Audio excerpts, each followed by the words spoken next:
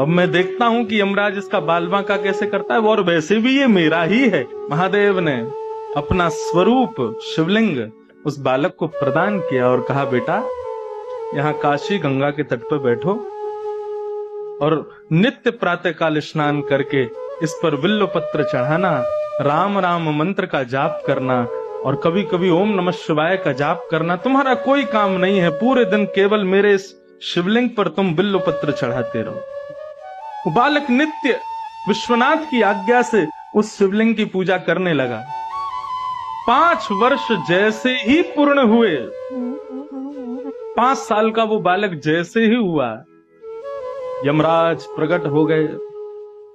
अपनी तलवार से उस बालक के सर में प्रहार करने वाले थे, इतने में ही महादेव का त्रिशूल सामने आ गया और आकर के महादेव ने कहा, क्या कर रहे हो? बोले, प्रभु इस बालक का जीवन आज पूर्ण होने वाला है, इसको लेने आया हूं।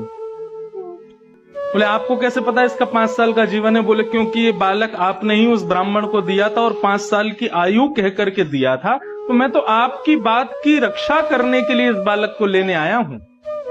5 साल पूरे हो गए, अब इसके जाने का समय हो गया।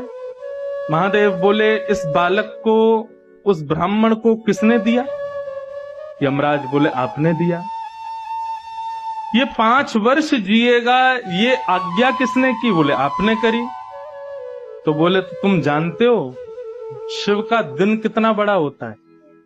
सतयुग त्रेता द्वापर कलयुग, सतयुग त्रेता द्वापर कलयुग, सतयुग त्रेता द्वापर कलयुग जब 71 बार बीत जाते हैं तब एक कल्प पूर्ण होता है। ऐसे अनंत कल्प पूर्ण होते हैं तब ब्रह्मा की एक रात्रि होती है।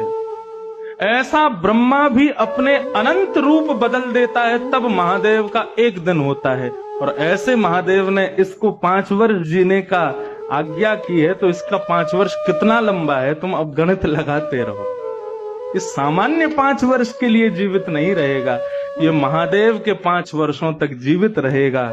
और वही बालक इस काशी में मार्कंडेय ऋषि के नाम से जाने गए, जो आज तक चिरंजीवी है।